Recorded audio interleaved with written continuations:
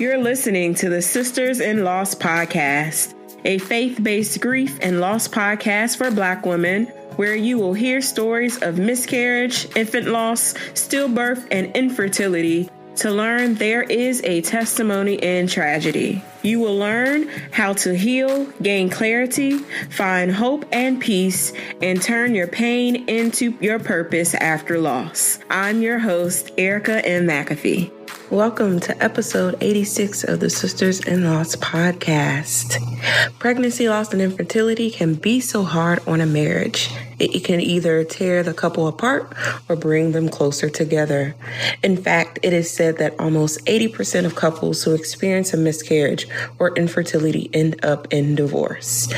In this month of love, this is our last couple that we are featuring that shows by prayer, faith in God, and a strong commitment to stay together, their marriages endure the hard times of pregnancy, loss, and infertility.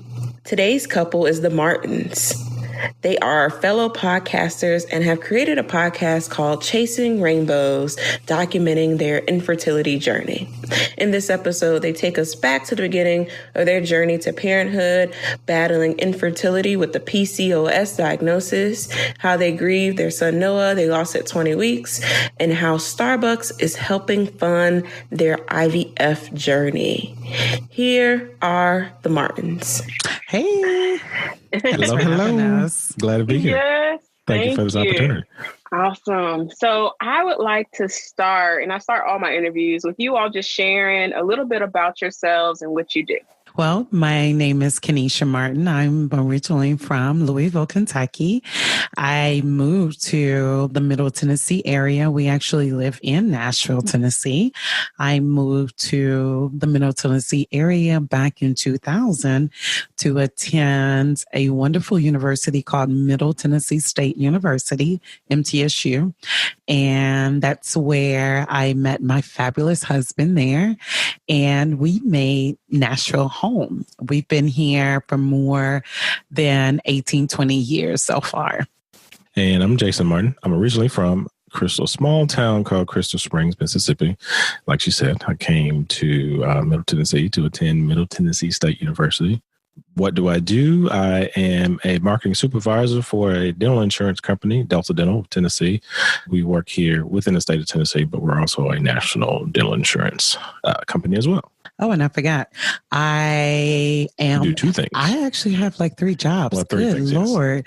Yes. I am a part-time instructor at Tennessee State University. I teach business communications. She's not a part-time instructor. She is an adjunct professor. My apologies. Get that right. I know. Get me together, right? I am also the boutique owner of Ignite. We have a PR and marketing firm. And also, I work for Starbucks. I am a shift supervisor at one of our local stores here. And I will, although a lot of people don't know about my secret job, I will explain later why I am employed at Starbucks. Yep. It's a big part of the story. Huge part. Huge. Absolutely. And I love that. And I won't spoil it because I know why you probably work at Starbucks, but I'm excited about your story. So yes, take us back on that journey, just your journey to parenthood, and tell us about your infertility journey. Well, I would say definitely for me I was not a late bloomer. I received, and I'm going to be TMI with it. There's really nothing TMI about it. This is just life. This is just, our bodies. And I started my cycle when I was in the 11th grade. I mean, not in the 11th grade, when I was 11. So I was in the 6th grade. I actually remember I was in Miss Wagner's class. I was in science when Aunt Flo just said, "Hey girl, I'm here." That's appropriate class for that. I mean, in science, and she understood. So she took care of me. She had extra clothes. She had everything, to clean me up in that class. And I remember my cycles being very irregular. And, especially in the Black community, I can't speak for every community. In fact, I'm just going to say in my household, it wasn't something that we spoke about. It wasn't, hey, you're going to get in that age where you're going to have a cycle. Let's talk about, cleanliness, products, things like that. And I remember just my cycles just being so irregular. I even remember, I know this is so horrible looking back on it. I even remember, I had my first boyfriend and I attempted to have sex and it just did not work. But that following spring, I want to say it was around March, April, May, I remember starting a cycle and it just went on for days and days and days and days and days. And then I started passing these huge clots and I had no idea what was going on. And I was taken to local emergency room back in my hometown in Louisville, Kentucky. And although my paternal grandmother just swore up and down, oh, she had a miscarriage, which of course they confirmed there wasn't a miscarriage. I was just passing large amounts of clots. So fast forwarding up to my, my late teens going into my early 20s, I would, have infrequent periods. And of course, in high school, like who wants to have a period every single month? I had maybe like 3, 4, maybe at the most 5 periods a year. And I kind of knew it wasn't normal, but I didn't care because, of course, I didn't want to deal with the periods and the cramping and, the things that typical teenage girls, go through. And I remember when I moved to Middle Tennessee, the school is in Murfreesboro, Tennessee. And I remember the nurse practitioner at our clinic, and especially being on an all-girls floor at college, you just kind of start seeing what's normal and what's not normal, especially, when you don't have people talking about the normalcy of the female body. And the nurse practitioner, her name was Shannon Doa. And I remember going and talking with her frequently, like, okay, why are my periods lasting so much longer?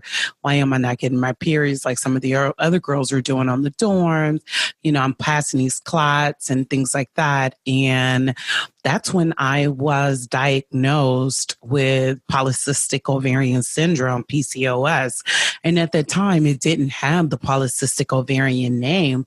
It was metabolic X. So it didn't even really have a name at that time. And so this had to be at the early 2000s. She explained to me the importance of having my cycles every single month, how I am predisposed to various diseases such as cancer and diabetes and high blood pressure and all of these other things. And so there was not a lot of information available about this disease, this disorder. And I tried to find as much information as possible. She referred me to some other people to go see in Nashville. And that's kind of how I started to learn about, what is PCOS, how to minimize the symptoms and things like that. I go back to me passing those clots when I was in the 11th grade because I was frequently passing all of those clots. That was a part of my symptoms. I was having a buildup of my lining when it was time to, for the body to remove it. It was just coming out in just big clots, Of course, I just thought I was pretty lucky with my sexual health, thinking, okay, granted, I was using protection. I just thought, okay, this guy is wearing a super condom, like nothing is breaking through this condom. Whew, no pregnancy. But of course, as you can imagine, it was still kind of, a nervous wreck because going several months without a cycle, of course, you're thinking, oh my God, like, am I pregnant? Even though the pregnancy test says negative, but there's no evidence of on flow. So, oh my God, I'm pregnant. And then on top of that, you would also think when you finally do have a period, the flow is so heavy, wearing the overnight pads during the day, which is obnoxious, especially in the winter. In the summertime, because you just have this got off a huge maxi pad. I call them the elephant Band-Aids. The elephant Band-Aid, trying to be cute, wearing a sundress, you know? So that's when we found out that, you know, it was just a lot of buildup of my lining. And, you know, when my husband and I got married in 2004, we just kind of figured, okay, hey, we're just going to kind of enjoy each other and just have fun, and then, you know, allow the kids to happen later. But I was never on any birth control or anything like that to prevent, you know, pregnancy from happening. And yes, we were sexually active in college and we never got pregnant. It was just kind of like, okay, well, you know, this is just not happening. You know, God will make this thing happen when it's ready.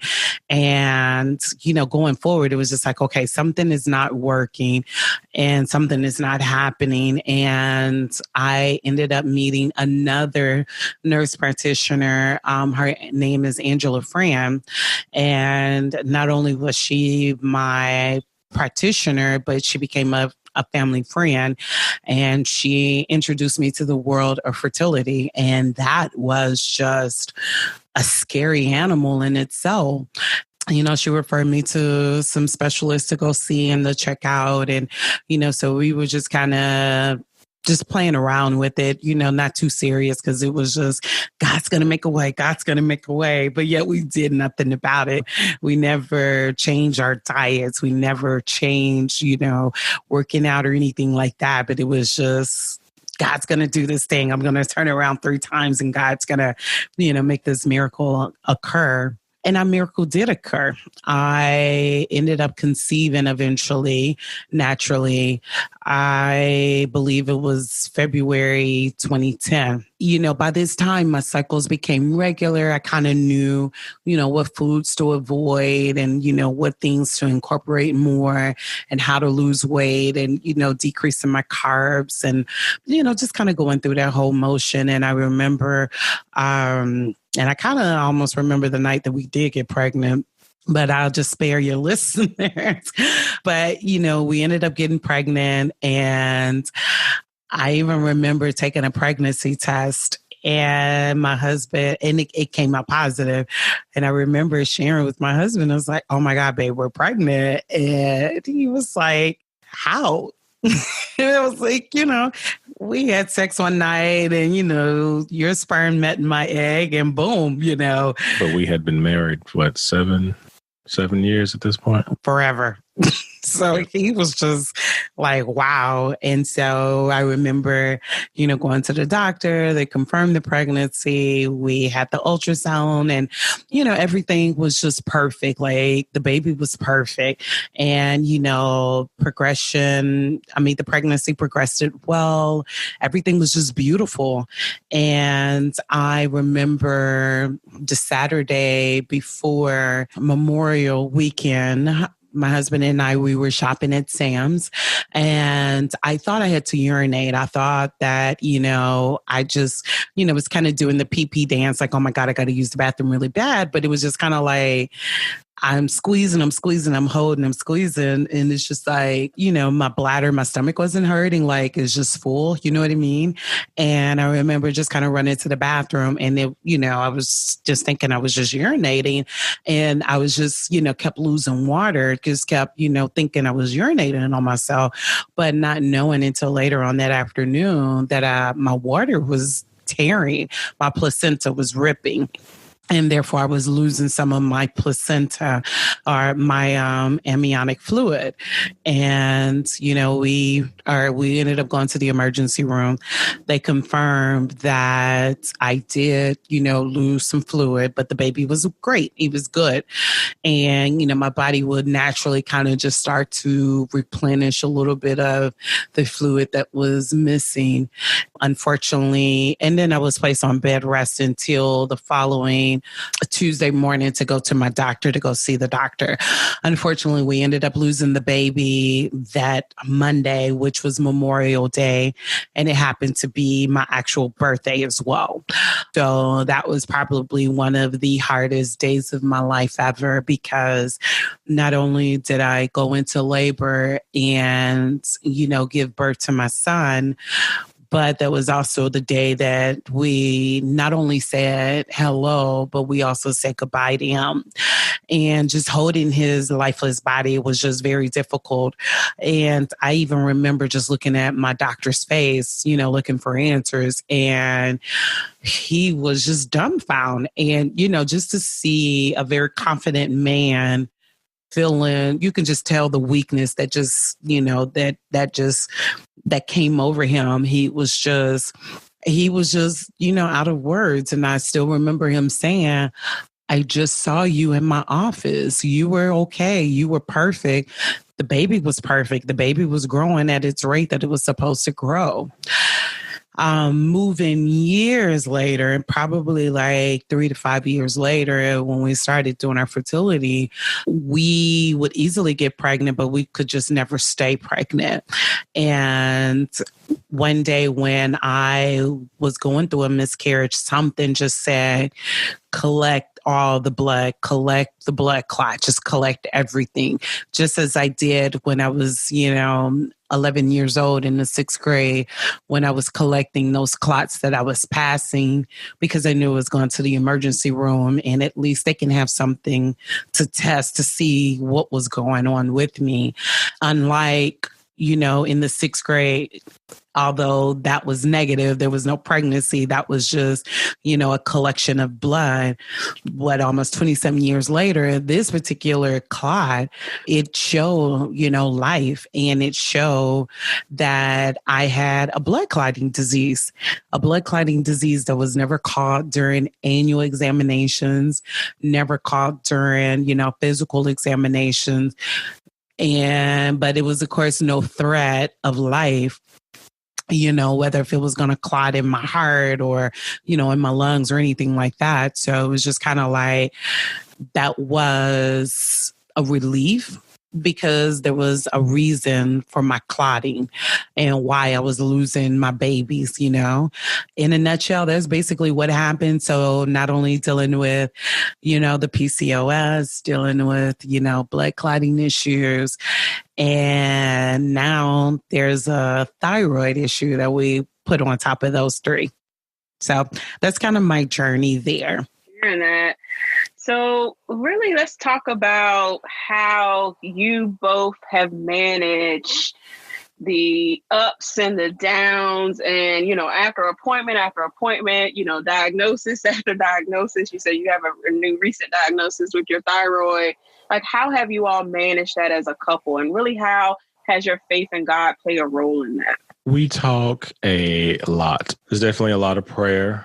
There's a lot of questions. This is something we talk about. This is actually a really good question, because this kind of leads us into how we started our podcast, just because at all the doctor's visits, we would see so many different types of couples. And I mean, just you name it, Black, white, Hispanic, Middle Eastern, young, middle-aged, older. We saw it all. And it was just all walks of life, all socioeconomic backgrounds, all types of demographics. Even same-sex couples. Yeah, even same-sex couples. We were just like, wow, it's not just us. And it's just like, for so long, we felt like we were alone. But even still to this day, we talk more with our families about it, but we don't talk as much as we may talk to some other people, because they don't quite understand it. But we talk a lot. We share our emotions. I mean, even going back to the loss of our first child, Noah, I mean, that road right there alone was hard. I remember just that first week home, coming back from the hospital, we went nowhere. When I say we went nowhere, we stayed in the house. We didn't go to the grocery store. I didn't go to the mailbox. I think I may have taken the trash out, but we went nowhere. I mean, luckily we had a circle of friends around us. They came and sat with us and sometimes just sat there in silence, brought us food, because that was hard. It was a big part of us that we were missing, because that right there, we had been together for years, and we had kind of started to come to terms with that this may not happen, and then out of the blue it happens, but then again out of the blue it's taken away, and it's like, okay, God, this is really sick and twisted, because this is something we had kind of come to terms with. And then you show us it's possible. Then in the same breath that you show us it's possible, you show us that you can take it away as well. It's like, why? What was the point of that? What did we do? Or what did we do? I mean, because there was a long time we really questioned what we did wrong. You know, like, was this punishment for something? Did we overlook something? You know, there were so many questions. And in all of that, that really, really strengthened our faith as Christians. And I say as Christians, but you know, in our household, we tend to say, "Don't call us Christians. We're followers of Jesus. We're believers of Jesus Christ." Because in our political world and state of politics in America right now, being a Christian or evangelical Christian has become a really negative thing, and we try to steer away from that because that's not what we believe God is and what He intends for us. And so we hold on to that faith, and that faith has gotten us through. But in that, there is a reality of with the good also comes the bad. And, you know, sometimes we tend to think, well, you know, that's just the devil. That's this, that's that, and the other. But no, it may be the devil, but it's not something that God did not allow. And we have learned that through our experience, we have something that we can share with others to help them through that experience, because we didn't have that, but we are intent on giving it back to others. And it really hit home.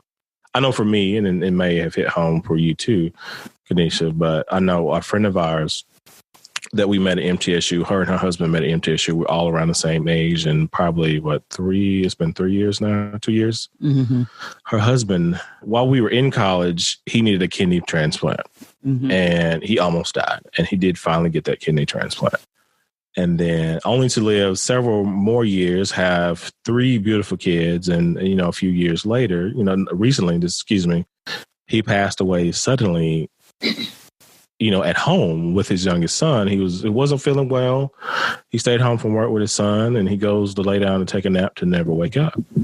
And that was so hard on our friend. It was just shocking to all of us because we're all around the same age. He's in good health. And, you know, just talking with her friend, you know, I remember she made a post on Instagram. It was of course it was a meme. It was meant to be, you know, inspirational or whatever, but it was like so profound. And it was just like, God assigned you this mountain so others will know it can be moved. That really stuck with us, you know, because we didn't think this could happen. We know it can happen. And that's why we are fighting so hard to this day to fulfill the desires of our heart. And we know God hears the desires of our heart. He put those desires there. And so we share our story in hopes that it will help others on their journey as well. To piggyback on what he was saying, the hardest journey for us was waking up after having the emergency surgery because the placenta ruptured. It came out in pieces as I was pushing the baby out. I had to have emergency surgery. I came out, and I just thought this was a horrible dream, just a horrible dream. You know, looking on the board in front of you in your hospital room, it has your name and it has, you know, who's your doctor, who's your nurse, who's your this. And then I just remember, you know, happy birthday. And I guess my husband had already ordered my dinner for the night. And of course, with it being my birthday, I got this really nice dinner. I mean, it was really nice. And I, you know, just in a state of confusion because, you know, you're still coming out of the anesthesia. And, you know, one of my sorority sisters actually worked at the hospital. So she just happened to see the patient list and saw my name on it and immediately came to my room. And the same woman that Jason spoke about, she needed to lay eyes on me. So we had so many friends there. And I was just kind of in the daze like, did this really happen? And then to have my sister and my mother travel, you know, almost 180 something miles to come and check on me. You know what I mean? Going home, after being discharged. And of course, you're in the wheelchair, you've been wheeled out, and then you're in the labor and delivery room. So, of course, you're in areas and you can overhear some of the babies. And I mean, I think they tried to isolate me as much as possible. And to go backwards a little bit before being discharged, you know, you have the social worker that came in the room. You know, she had all of her paperwork and the discharge papers and everything. And then she gives me funeral papers. You know, how do you want to bury your son? Do you have a funeral home in mind? That is enough to knock anybody down to their knees. That's when it really hit home. Oh my God, my baby is dead, you know, giving us the option. Do you want to cremate the baby? Do you want to have a burial service? Because his body he was probably the size of a small stuffed animal. So because I was so far along, because I was in my second semester or trimester, he was a body. He was a full length, not, you know, like most babies that come out 19, 20, 21 inches long. He was very well, probably like 10 inches long. And my husband comes from, you know, very tall people. You know, for her to ask, like, you know, what burial service do you want to go to? You know, we have a cremation company that does complimentary, you know, burial services for newborn babies. And, you know, just to have these tough conversations, you know what I mean? Because I've never, you know, I've had older people pass away in my family, you know what I mean? Because they were older. They lived their lives, you know, but, you know, the anger kicked in, like my baby never had a chance. You know, I'm grateful that he heard our voices in Euro, but he never had a chance, you know what I mean? So that was the hard part. And then, of course, being wheeled out of my bed, out of my room to the car, you know, you go home empty-handed. There's nothing in your arms but his birth certificate and discharge papers, things like that. You know what I mean? And it was just, that was the hardest part. The other hardest part, in addition to just moving forward and healing, was going back to the hospital to pick up his ashes. And it came in this beautiful white box that we kept for several years before we spread his ashes. I remember us driving on Interstate 24. And I tried to contain all of my emotions as much as possible. And, you know, our relationship became very rocky at this point because it was like, as much as we wanted to pull together, we were pulling apart. And it was just tearing us apart because, you know, the guilt was just sitting in. Like, what did I do? Did I not take my vitamins enough? Did I not eat like I was supposed to? Did I not pay attention enough? You kind of just start looking for something to blame for the wrongdoing that happened, you know? I remember driving on Interstate 24 to go back to the hospital to pick up, you know, the pathology report in his ashes. And I remember I was just looking out the window and I literally just let out this huge sigh, this huge cry, because I was in that grief cycle, you know, because I was in denial for so long. And I never got to the end of that grief cycle until much later. But it was just letting all of those pent up emotions to come out. And that was just so difficult. And then the difficultness of it, you know, people were just, oh, you'll have another baby. You'll just have another baby. You'll have another one. You'll be okay. And then they try to justify it as, oh, I had a miscarriage, but look, I had all of these kids. Look, you know what I mean? And it's just like, yes, that's a blessing, but I want my baby. I want my baby in addition to having many more we're going to have. I don't want to have another baby to replace this one. I don't want to forget this child. You know what I mean?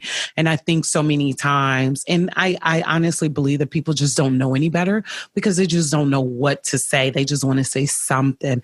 And so many times people are, God knew what he was doing. God needed that baby in his garden. God this, God that. And just straight up, I was mad at God. I was mad at God for a long time until I met this amazing counselor who happens to be a counselor, who happens to be Christian. And she was a beautiful balance because she understood science. She understood that I'm in a physical body. I'm a body of emotions. I'm a body of hormones. I'm a body of science. But there was the spiritual component to me. And I remember her saying, God is so big that you can never make him mad at you.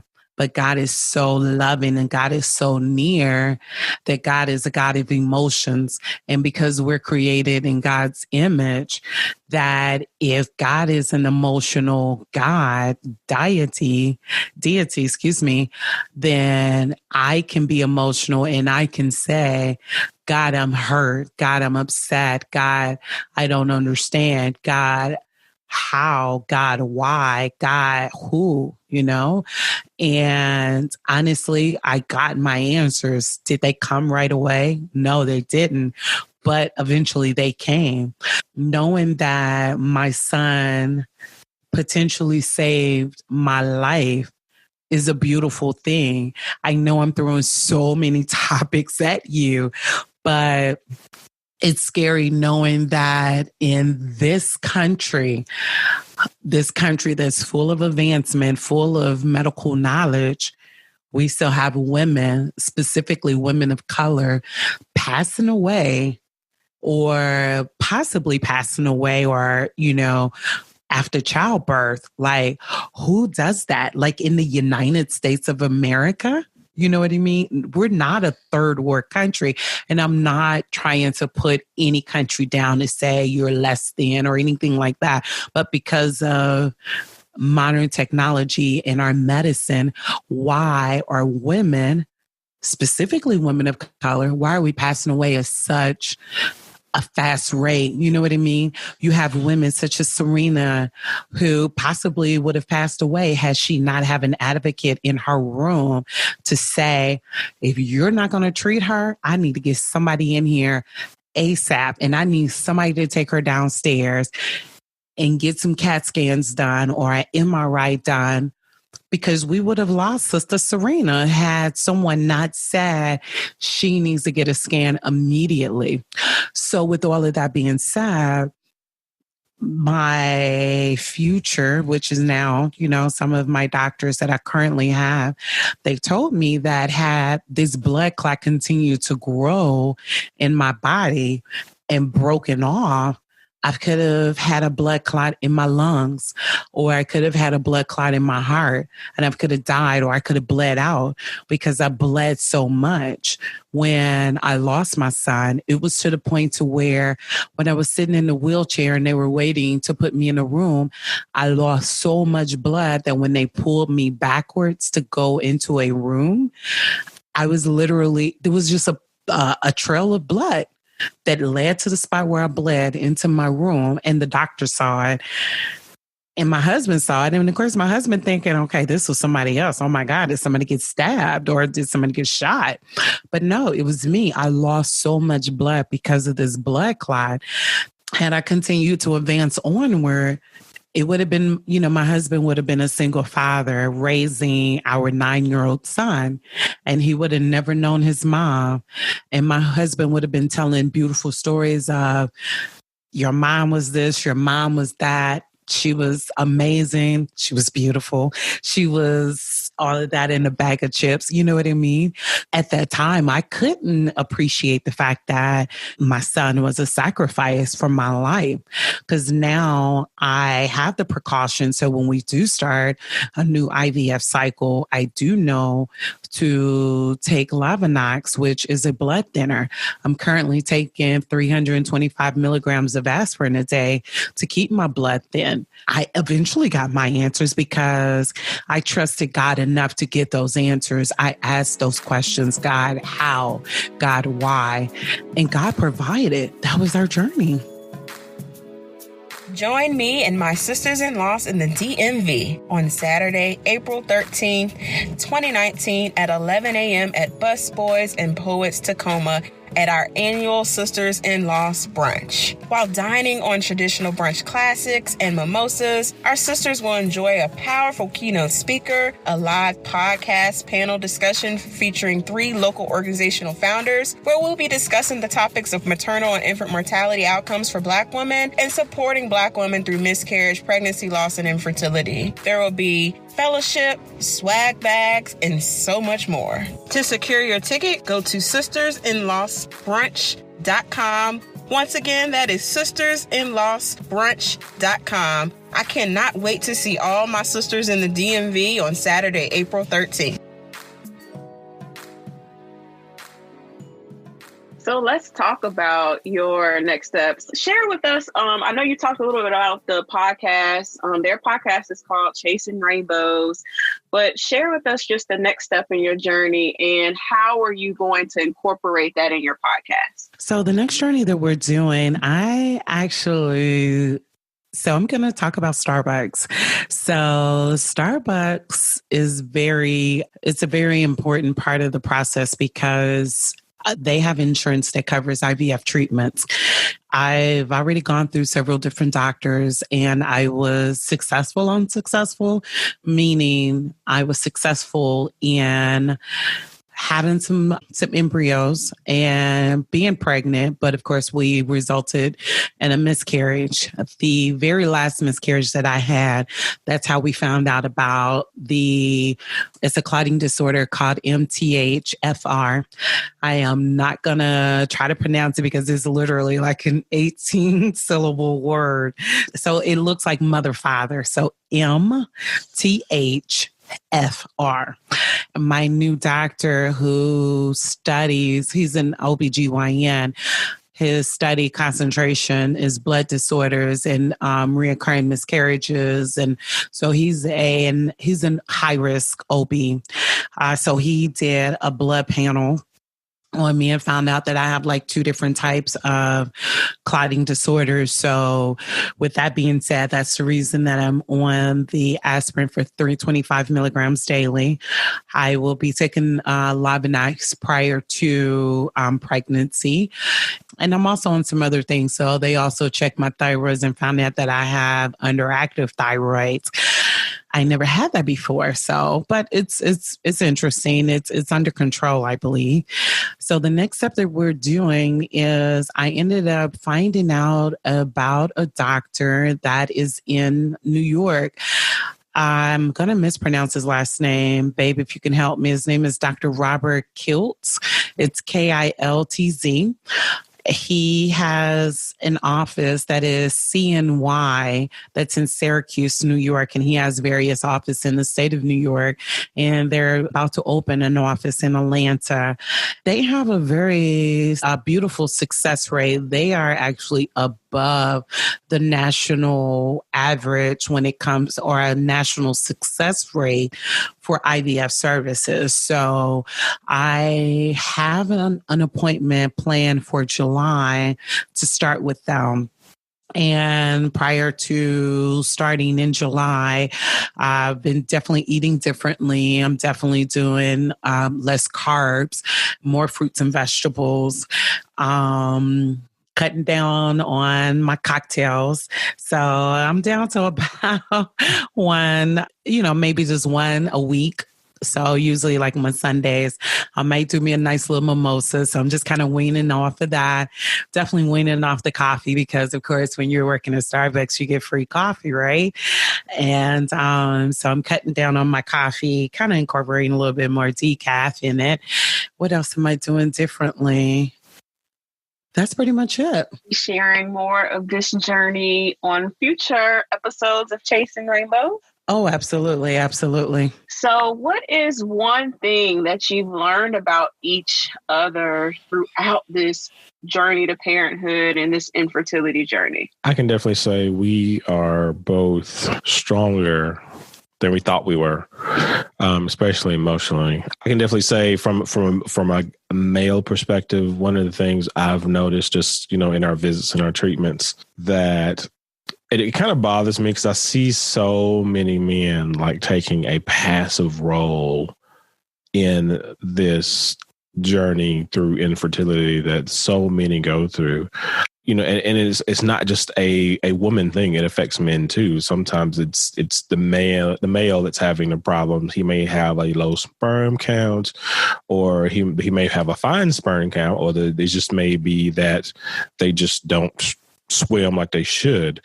There's so many things in it, and it's just, you know, one of the things starting if we go when we go through this IVF cycle in the summer, this will be Kenesha's third, if not, actually, I think it'll be the fourth full IVF cycle. And every year that we start a new cycle, I'm like, babe, you do not have to go through this again, because it's, as a guy, we are programmed. If he's a decent guy, let me say that, if he's a decent guy, we are programmed to protect and provide. And this is one of those situations where you're pretty much helpless, because you're there to bear witness to what the woman, the female body can do and the life that she can develop and bring into the world. And just looking at all of the medications, I mean, the science takes over what Mother Nature has put in place. Is like there are medications to stop cycles, there are medications to start cycles,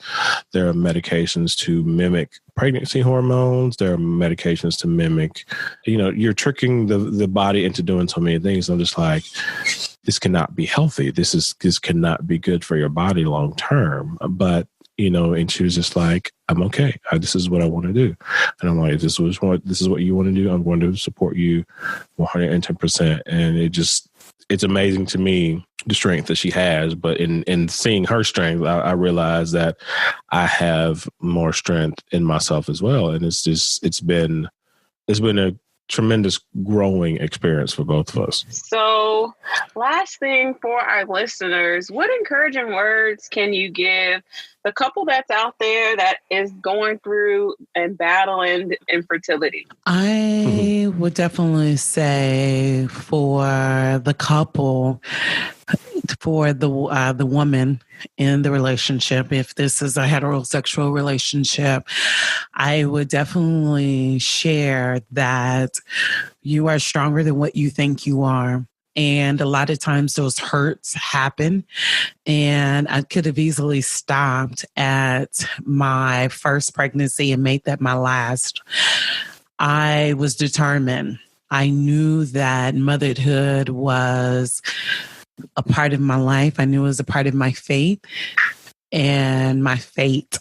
And I knew that that was something that I wanted. And even through the heartache and the hardship, I was going to keep going. But also at the same token, allowing myself not to give up, but just allowing myself to say, okay, when do we walk away? You know what I mean? And not knowing, and to make sure that I know that I wasn't a failure. You know what I mean? There's a lot of young women. There was one of my subordinates, one of the girls who worked with me. I found out that she had PCOS, and she's a young woman. I believe she was the age of 22. And one of the things that I told her, you know, her husband's in the military, and TriStar is one of the military insurances, and they do cover fertility and infertility coverages. And I told her, with your husband's insurance and with you having insurance through Starbucks, at least freeze your eggs, because, you know, we don't know what may happen. You may want to wait until you get older, or until, you know, you're more established, or, you know, I tell women all the time, and especially if you're just going to be one that's going to be, you know, super, super busy and just on the go. And especially if you're going to be in your 20s, and, you know, freeze your eggs, do everything that you're going to do in your 20s, if you're going to finish school, if you're going to hustle, if you're going to move around, you know, within the country or move around this globe, and then you want to have children later, especially if you have factors, if you have endometriosis, if you have PCOS, if you have fibroid issues, if you have any type of inflammatory diseases, freeze your eggs and then transfer them later. To the same sex couple, I would say the same thing. Whoever is going to be the carrier, make sure you get your body prepared. Make sure you two know exactly, what you're going to get yourself into. Also, just be mindful there are people that are old fashioned that believe that it should be a man and a woman having a baby. But there are so many doctors that believe in reciprocal IVF, which means, one woman may carry the other woman's egg, and then they're going to get a sperm donor, and at least there's an egg from the couple, you know what I mean? But the other one is carrying the egg, the embryos. I would just say prepare early. I truly believe in at least just getting fertility testing done, even if you're not ready to go to the next step. So at least you know what your ovarian reserve looks like, at least so you would know how much time you have. I can't think of the name of what it's called, but it's AMH, I think is anti-Mullerian hormone. And it basically is an indicator of when you're about to go into menopause, basically meaning you're coming to the end. There's no more eggs left. There's no more possibility of becoming pregnant. I say every woman needs to know what that AMH level is and to allow the doctor to interpret what that is. I'm on so many different Facebook groups, and I've seen where numbers are as low as like 0.5 or 0.8 or a 1. That number is typically for a woman who's in her late 40s or in her 50s. She's about to go into menopause. So her ability to conceive is drastically dropping. But these are women that are in their 20s and 30s, You also may have women like myself who have PCOS, and we may have very high numbers because they know the last that I checked, my number was like 7.8. And while that may be a great number, but that also means that I may end up having a higher chance of overstimulating, and that could be deadly. So it's just definitely, as I guess the American Heart Association would say, know your numbers. I would say in fertility, know your numbers. It's okay to go ahead and find a doctor so you will know what your options are. And I would say get started early. So that will be my, and also make sure you take your supplements, make sure you take your prenatals. If you have any diseases like polycystic ovarian syndrome, which I'm going to take heed to my own words, make sure that you're taking, and I'm not a doctor, so I'm not advising you to take these things. I will definitely tell you to do CO10Q, I think it's called. There's so many different supplements that you can take. There's just a lot out there you can do. I'm sorry. I'm just kind of like trying to think off the top of my head. And if you are going to start with IVF, there's a great book that is called It Starts With an Egg. It's a great book that talks about different diseases such as endometriosis, if you have a failed fallopian tube, if you have PCOS, if you have so many different things that is preventing you from naturally having a baby. Use that book because she has recipes. She has, formulas. She has supplements for suggestions how to increase your egg quality and to help increase your chances of fertility. And I would say it's okay to tell people to mind their business. One of the things that we have talked about on our podcast, especially around the holidays, is that for years, especially in the Black community, there's that question of, oh, why don't you have kids? What are you all waiting on? You're going to be old and there's going to be no one to take care of you. And those are all, and those questions aren't meant to be malicious. It's just a matter of they don't know. And it's okay to tell someone that we're not waiting. We're just having some difficulties, or well, why don't you guys adopt? Well, That's not what our desire is for our family. That's how we don't see our family coming about that way. And not that there's anything wrong with adoption. And that's something we actually want to get into on our podcast, just because there's the numbers behind adoption are crazy. Or should I say the price tags behind adoption are crazy. Don't be afraid to share your story, to speak your truth, to stand your ground, and to set your boundaries, because the infertility is a very emotional journey.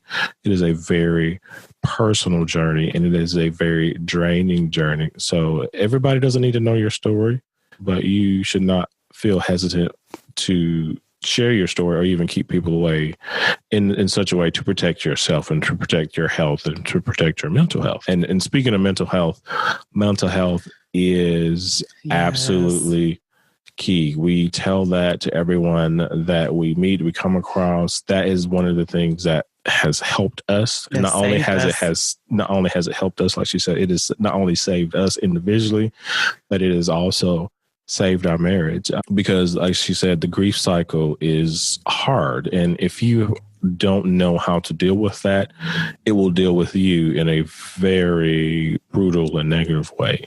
We strongly encourage anybody, even if you don't feel like you're having issues mentally, that doesn't mean, especially just so many stigmas about things in the Black community, but mental health, seeking counseling has a stigma in the Black community that, oh, I'm not crazy, I don't need to go talk to anyone. It has nothing to do with you being crazy. It has to do with you taking care of yourself. It's no different than going to the doctor every 6 months for a physical. It's no different than going to the dentist to get your teeth cleaned.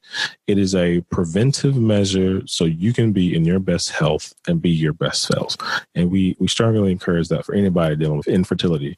Just like you have a doctor, find you a counselor to have on call or text, because you may be dealing with something emotionally as a male or as a female, same-sex couple or whatever. It doesn't matter. Something's going to come up that's going to put you in an emotional state that you may not be able to get out of on your own. And I would also say to mothers, because you are mothers, because I truly believe that motherhood starts in the heart and it starts in the mind before it starts in the body. I would tell you that you are more than enough. I would definitely tell you that you're not broken. I would tell you that nothing is wrong with you.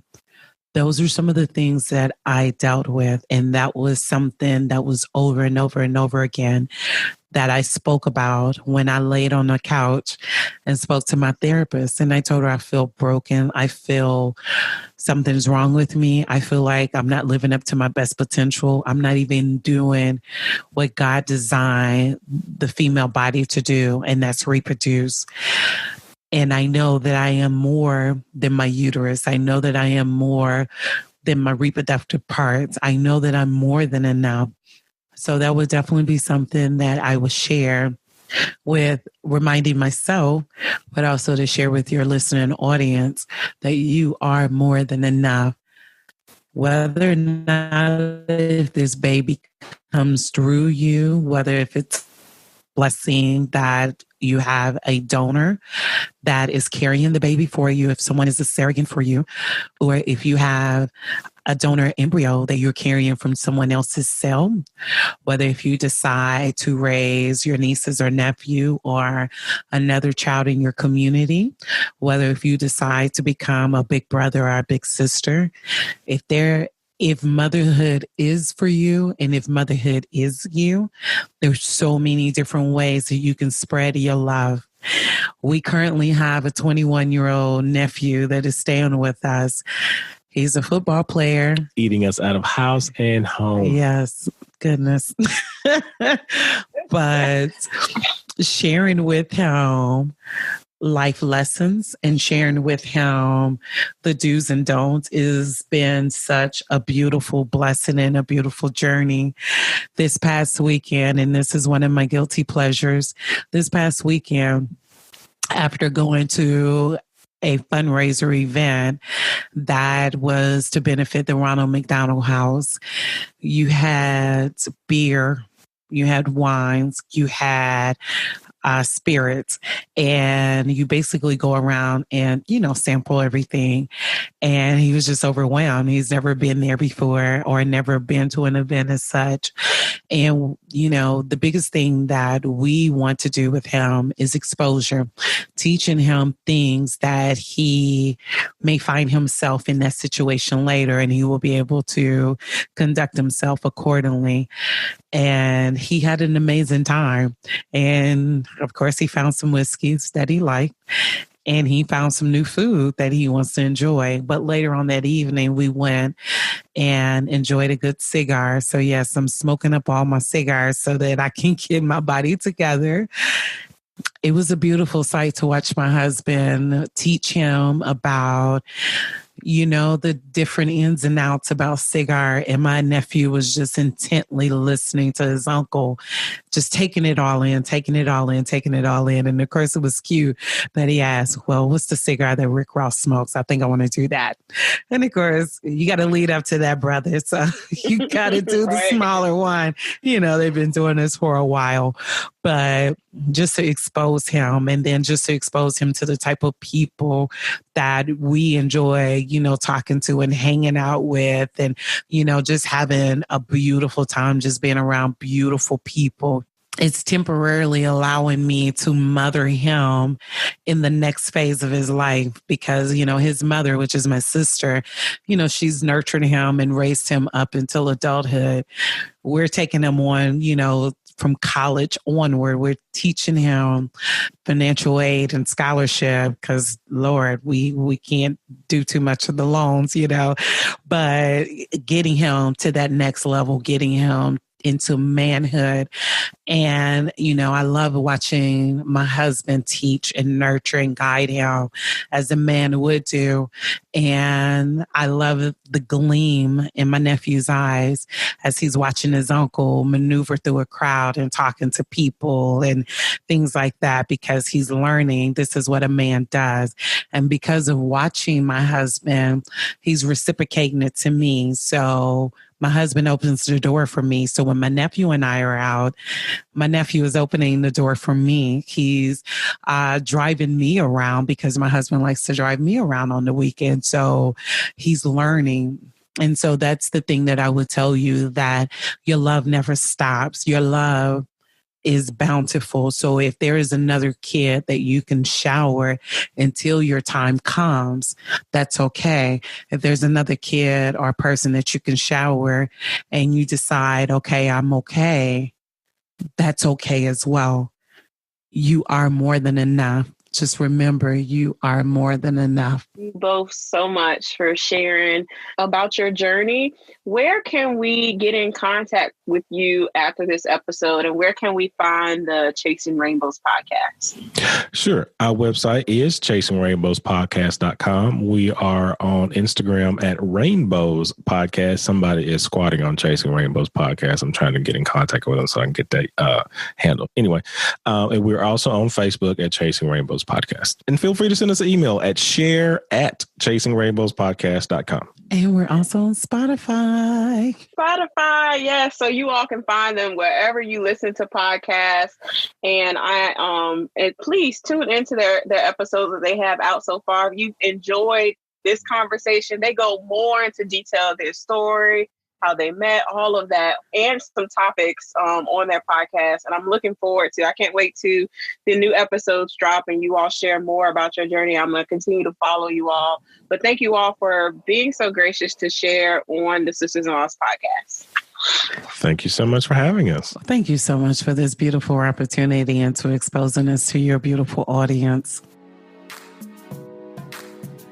Thank you so much for listening to today's episode. I pray that this show was inspirational and a blessing to you. For show notes, visit ericamcafee.com/podcast. Please join us in our offline discussions in our private Facebook group by going to sistersinloss.com. If you're listening in Apple Podcasts, please rate and subscribe to us and leave us a 5-star review. I pray that you all have a blessed week. Keep the faith, and I'll talk to you next Wednesday.